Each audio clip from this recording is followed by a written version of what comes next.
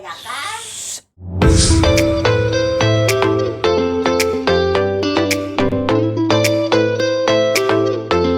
Halo, assalamualaikum warahmatullahi wabarakatuh. Berjumpa lagi dengan Kacamata Dunia. Saya agak sedikit bersemangat hari ini karena saya akan menceritakan pengalaman saya selama saya berkuliah di luar negeri. Jadi mungkin kedepannya akan banyak sekali sharing-sharing pengalaman saya. Bagaimana sih saya hidup di negara orang, seperti apa. Karena menurut saya 2 tahun ini adalah waktu yang cukup lama untuk mengambil banyak sekali pengalaman yang saya bisa share ke teman-teman sekalian.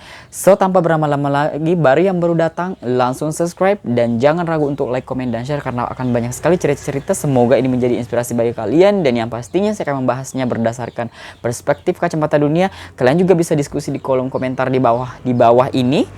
Jika misalnya berkenan, tolong di subscribe ya supaya channel ini semakin maju. Tega kan? Saya ingin menceritakan waktu saya pertama kali tiba di Belgia.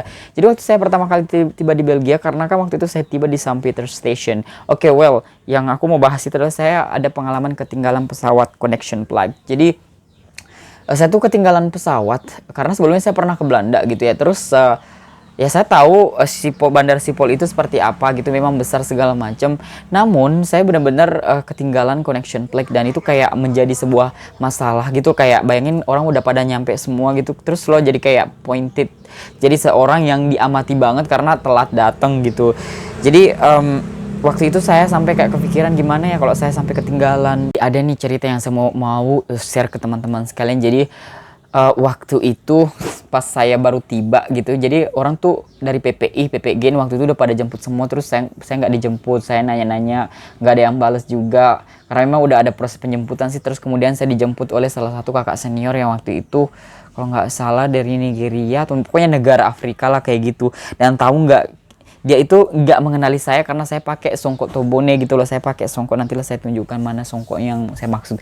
Jadi dia nggak, katanya foto saya itu tidak sesuai dengan diri saya yang sebenarnya gitu, kayak fake gitu. Bahkan maaf aja, koordinator program juga komentari saya gitu, kamu tuh kok pasang foto lama. Ya emang itu foto 2010, sementara waktu itu adalah tahun 2018, artinya 8 tahun yang lalu. Karena saya malas banget cetak foto lagi, karena di sini kan sekali foto bayar lagi. Jadi kayak ambil simpelnya aja. Namun bagiku sih ku ambil sebagai pengalaman aja gitu. Kalau memang orangnya kayak gitu, at least ada bentukannya sama gitu, nggak berubah segala macam. Kalau misalnya kulit agak sedikit lebih halus karena polesan editan apa segala macam, ya it's okay gitu. Yang penting kan ada model, ada bentukannya kayak gitu. Tapi ya biasalah, mungkin orang lagi sensi lagi apa gitu, nggak peduli banget gitu. Yang jelas waktu saya sampai di situ kerasa banget, wow, udah sampai di Belgia nih, udah di St. Peter Station. Cuma saya ngerasa banget tidak se-excited dulu waktu saya di Belanda untuk pertama kalinya. Kan autumn, waktu itu aku datang masih summer sih. Tanggal 1 September itu masih panas banget gitu, kayak ya belum kerasa ini gitu, autumnnya belum, musim gugur belum terlalu kelihatan, nanti sekitar 1-2 minggu baru kelihatan. So, yang saya alami pertama kali itu jet lag banget teman-teman. Jadi kayak setiap kita itu, karena itu kan dari timur selatan ya, pokoknya selatan timur, kita dari timur ke barat itu ada proses dimana kita mundur gitu loh waktunya, yang seharusnya kita udah kayak tidur gitu, kok kita tiba-tiba mundur nggak tidur gitu, let's say. Jadi di sini cepet gitu, di Indonesia tuh dibanding di Belgia tuh lebih lambat kayak gitu. Dan saya ngerasa capek banget, kerjaan saya itu cuma tidur segala macam. Bahkan waktu itu pas tiba di Belanda kayak udah kayak masih pusing banget, dan saya sampai keringetan, lari-larian. Udah gitu, maaf, petugas Schiphol itu kurang ramah gitu ya. Mereka lagi stres kali ya. Memang saya datangnya kan di istilahnya musim gugur gitu ya. Mungkin aja mereka lagi stres, karena orang bule itu kalau stres itu kayak bisa jadi devil gitu. Udah kayak setan aja gitu sikapnya kalau udah mabok kayak gitu. Aku bilangnya sih mabok gitu ya. Bahkan saya diundang untuk menghadiri sebuah acara dinner yang mana tuh kayak orang udah pada datang semua, dan saya tuh kayak ketiduran teman-teman, karena memang tuh waktu tidur ya. Iya, let's say waktu tidur, karena seharusnya di Indonesia tuh waktu subuh jam 4-an, sementara di Belgia itu kayak masih jam 8-an gitu. Kalau di sini jam 1-an gitu, di Belgia itu waktu itu dinner berarti jam 7-an, jam 6-an gitu, dan kayak masih terang banget karena kan lagi summer gitu lah.